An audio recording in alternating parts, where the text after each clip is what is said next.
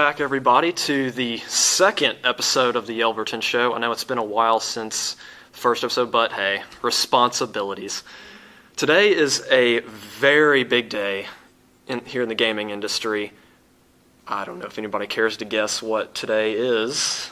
PS4 release. Oh yeah, PS4 release day. It is now the dawn of the next generation of gaming consoles, and I thought what better time would it be than to look back on our favorite experiences from past generations. And today we're going to start off with what is personally my second favorite gaming console of all time, Super Nintendo. Josh, I know you're also a big fan. Somewhat. So, favorite games?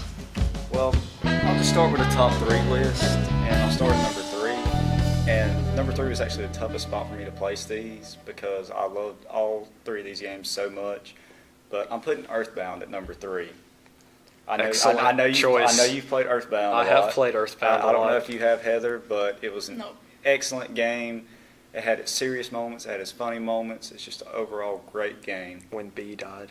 Yeah, when B died, that was one of the saddest things. Fuzzy Pickle Man, I know you remember him coming in and taking pictures all the time.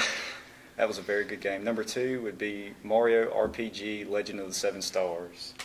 That game just went so many different places. It was one of the most versatile Mario games of all time. And it's just really hard to beat a game like that, especially a Mario game. But Mario games now got so silly and immature, but that game was so serious and had so many interesting levels in it. And my number 1, and I think you might agree with me on this, Chrono Trigger. And anybody that played the Super Nintendo should know Chrono Trigger speaks for itself. I'll agree that Chrono Trigger speaks for itself, but we'll get to that. We'll cross that bridge when we get to it. Heather? I'm going to do the top 3 too. Number 3, I'm going to have to go with Super Mario World. It's just a classic. Number 2, I think Street Fighter 2. Fighting games. I mean, yeah, it was just fun. It was a fun game. It was fun. That was a great era in video games. It was. And then my number 1 is going to be Mortal Kombat. The censored version. Well, they released a bunch. They released a couple different ones on the Super Nintendo, and of course they released the code. But I mean, it's gone so far over the last few years, and it's an awesome fighting game. It is. I actually, even though this isn't Super Nintendo, have you played the newest Mortal Kombat, the reboot? I don't think so. It's excellent. But moving on to my top 3, this was relatively easy and hard for me. 3, I'm going to have to put Super Metroid. Super Metroid, for a lot of people, is probably as close as you can get to a perfect game. I don't know if it's perfect, but out of all these Metroidvania type experiences, Super Metroid reigns supreme. In my opinion, 2, Josh, probably not going to like this. 2, I'm going to have to place Chrono Trigger. Are you serious? Yes, I'm serious. I'm excited to hear this number 1. It's hard to be a better game than Chrono Trigger. From the original Nintendo to the release of the PS4, I don't think there's a better video game. But it's your list, so what's number 1? I understand. Chrono Trigger is way up there for me. 1, and my number 2 and number 1 are close. If this were a horse race, they would be hair's width against each other. I'm going to have to put number 1, Final Fantasy VI. Although, on the Super Nintendo, it was actually 3. Yes. But when you talk about Final Fantasy VI and Chrono Trigger, the thing that separates it for me is the endings. Chrono Trigger had, I know for sure, it was 16, wasn't it? At least 11. I know I did 11 of them. I saw 11 of them played. And Final Fantasy VI, does it have that many? I'm not sure, but to me, that's what separates Chrono Trigger and Final Fantasy VI to me. There's actually mentioning Chrono Trigger now, going back to that, I also believe it was the first to introduce New Game Plus. Really? Yes, it was. But I do agree with you on the whole, multiple endings. I thought that propelled it to close number 2 spot. Mm-hmm.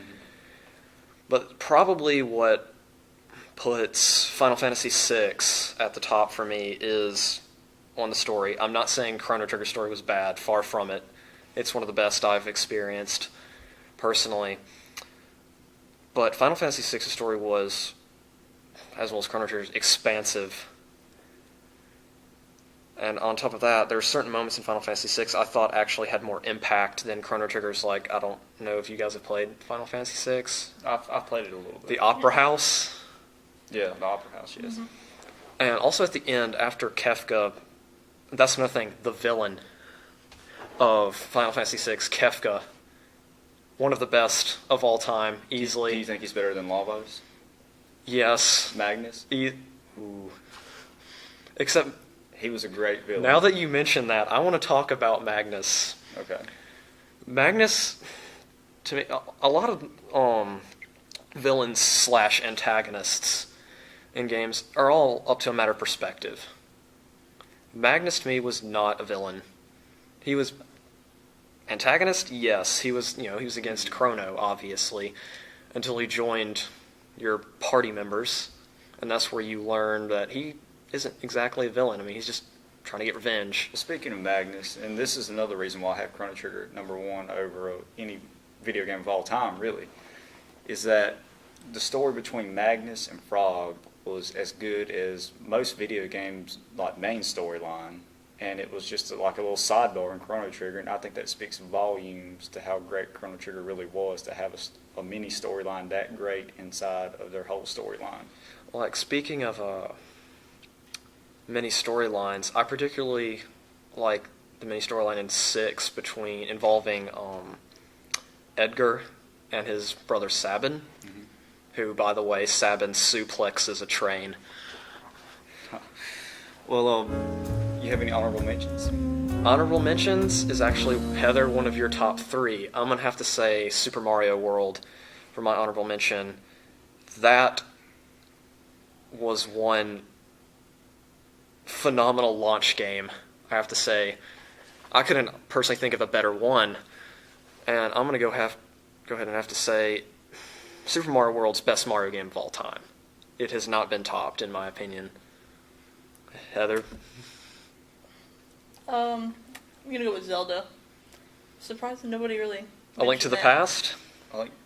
The Legend of Zelda. A Link to the Past? Is that what it is? Yes. A Link to the Past? Mhm. Yeah. I mean, Zelda is just—it's another one of those games that they've made several different ones over the years, and it's still around today, and it's lasted. And I mean, obviously people like that, so. I actually own that video game, and that would be my honorable mention, but Ian, I'll probably get criticized from you for this because you think this is a PC game, but I'm going to have to take SimCity as my honorable mention. It is a PC game. Okay, it is a PC game except for this one on Super Nintendo. The original SimCity was phenomenal on the Super Nintendo. Phenomenal. And on PC. It's great on PC too. I played it on PC, but it is phenomenal on the Super Nintendo. It's the best SimCity that they ever put on the system. I can concur. I can. I mean, how many SimCities do you know that has Bowser that can come destroy your entire city? Okay, Bowser from Mario, come and wreck your city and then rebuild it, then have Bowser come in and destroy it again. None. None, exactly. None.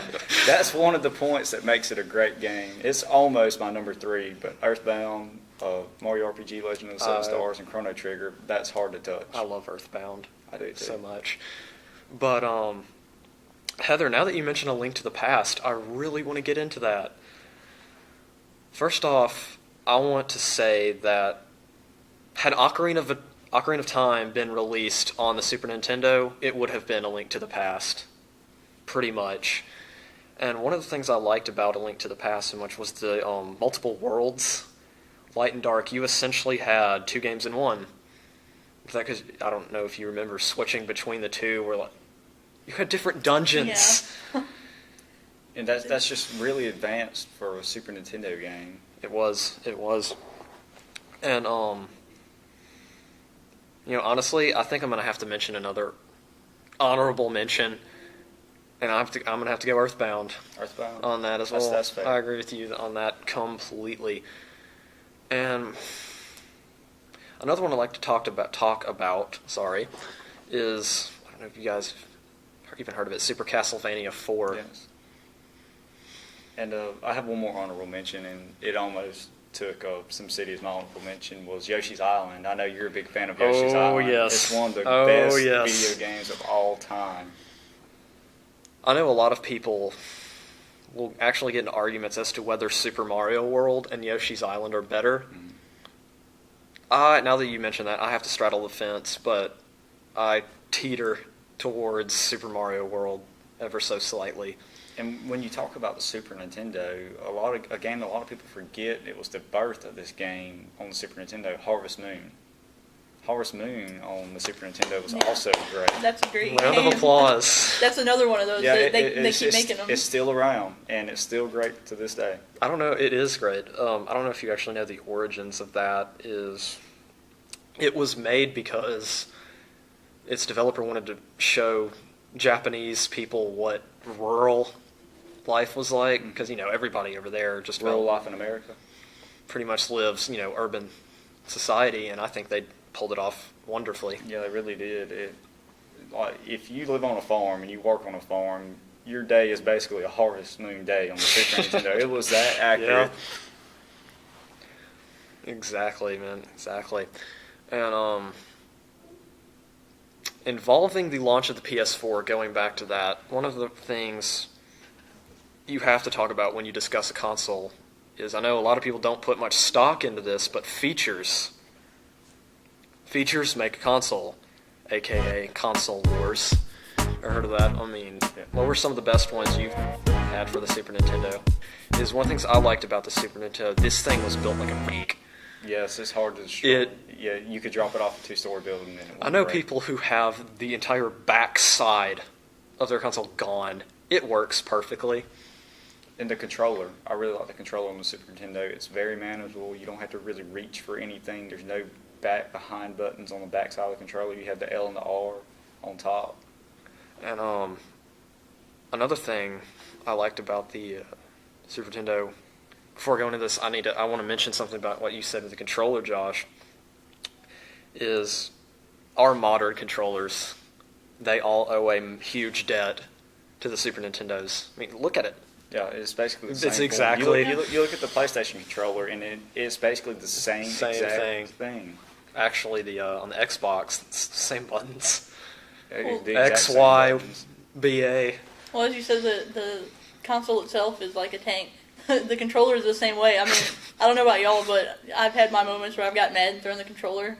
And I mean, you can do that without it breaking or, having to pay like $60 for another controller. Modern games. You could take your dog for a walk by tying the cord on a Super Nintendo controller. They're that tough. Tossing controllers across the room. Dark Souls. Dark Souls. And another thing about the Super Nintendo, what was a game that was really symbolic for you in the Super Nintendo that, like, said, hey, this is going to be a great gaming system?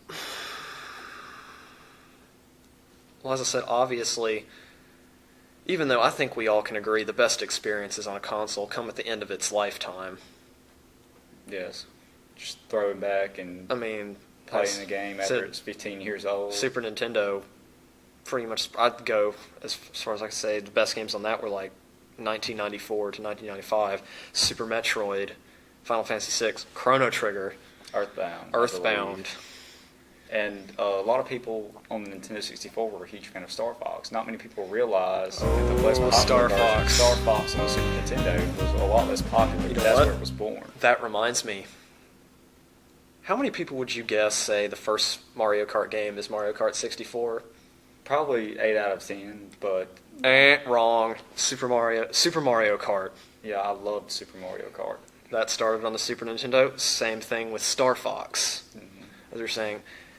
And actually, that brings me to another point, is something you may not know of, Shadowrun. Never heard of it. As I said, I highly doubt most people have. But I will say that Shadowrun is basically, I don't know if this interests you, it's, anybody know what Blade Runner is? Yes, I play Blade Runner. It's basically Blade Runner with, like, fantasy elements mixed into it. Like magic and, like, orcs, goblins, trolls, dwarves, all that. It's, I would highly advise you look into it.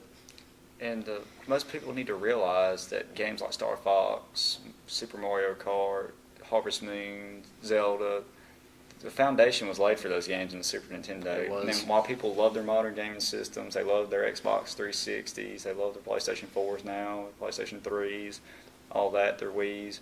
I think people every now and then just need to take a little time to look through their closet, dig out their Super Nintendos, original Nintendos, Nintendo 64s, and just appreciate the greatness that it is, because we wouldn't have the video games today without those systems. I agree. Like, for instance, I think role-playing games in general owe a great debt. Things like Final Fantasy, Chrono Trigger, Mario RPG. And also that brings me to a point involving the Super Nintendo. What was the first time you thought video games were a medium capable of telling compelling stories?